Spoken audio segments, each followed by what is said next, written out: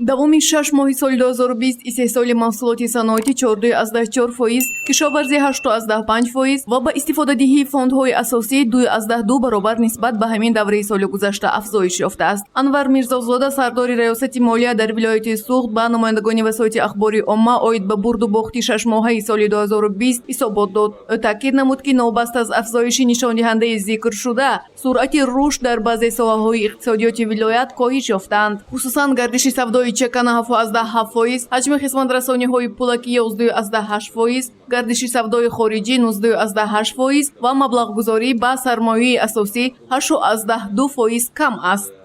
пешгирии таъсири пиёмадҳои бемории навъи сироятӣ ва дастгирии фаъолияти соҳибкори худи миёна дар кишвар бо иқдоми асосгузори сулҳу ваҳдати миллӣ пешвои миллат Президенти Ҷумҳурии Тоҷикистон муҳтарам Эмомалӣ Раҳмон чихелӣ ҳамтон хабардортон соҳаҳои алоҳидаи фаъолият аз ҳисоб ва пардохти андозҳо дар давраи муайян озод карда барои гурӯҳи дигари андозкунандагон меъёри андоз кам ва таътили андозӣ пешниҳод гардид. ҳамзамон бояд қайд намоям, ки дар ин давра мақомоти андози вилоят беш аз 14 000 соҳибкорон ки бо патент фаъолият мекунанд ва инчунин 2200 соҳибкорони инфиродӣ ки дар асоси шаҳодатнома фаъолиятшонро ба роҳ монданд ва беш аз 500 шахсони ҳуқуқӣ барои оид ба муваққатан озод шудани фаъолият ва мақомоти андоз дар ин давра муроҷиат намуданд. Анвар Мирзозода, сардори раёсати молия дар вилояти Суғд, зикр кард, ки дар пасравии нишондиҳандаи иқтисодӣ дар соҳаҳои алоҳида паҳншавии пандемияи сироятии COVID-19 ба сифатнокии иҷрои нақшаи даромади бюджет таъсири манфӣ расондааст. аз ҳисоби ҳамин таътилҳои андозӣ, аз ҳисоби камнамудани барзнамудаи андозҳо дар маҷмӯъ 2000 мақомоти андоз зиёда аз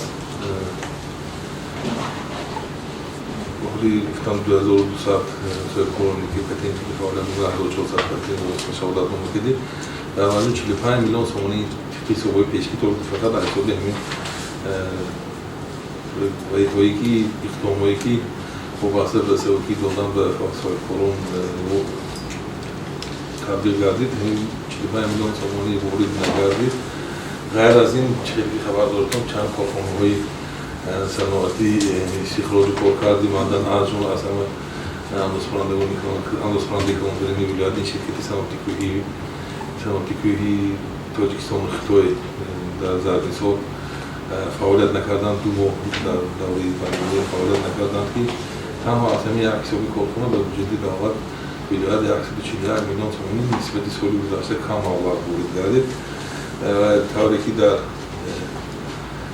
даромадам қайд намудан, дар натиҷа мо маҷбур шудем ки дар сатҳи ҷумҳурӣ низ, дар сатҳи давлатӣ низ бо қонуни ҷумҳурии Тоҷикистон оид ба ворид намудани тағйирот ба қонуни ҷумҳурии Тоҷикистон дар бюджети давлатӣ барои соли 2020 тағйирот ворид карда шуд. нақши даромади бюджети давлатӣ кам карда шуд ва нақши даромади бюджети вилоят дар нимсола ба маблағи 252.6 миллион сомонӣ ва дар соли 2020 умуман 345 миллион сомонӣ кам карда шуд. инчунин нақши қисми даромаду хароҷоти бюджети маҳаллии вилоят дар нимсол ба маблағи 132.7 миллион сомонӣ ва дар маҷмӯъ дар соли 2020 ба маблағи 173.9 миллион сомонӣ кам карда шуд.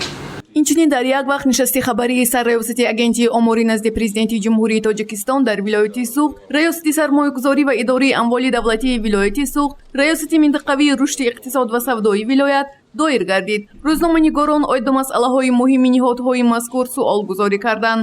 масъулони сарраёсати агентии оморӣ назди Президенти Ҷумҳурии Тоҷикистон иттилоъ дод, ки дар 6 моҳаи соли 2020 фавт бисёр ба қайд гирифта шудааст.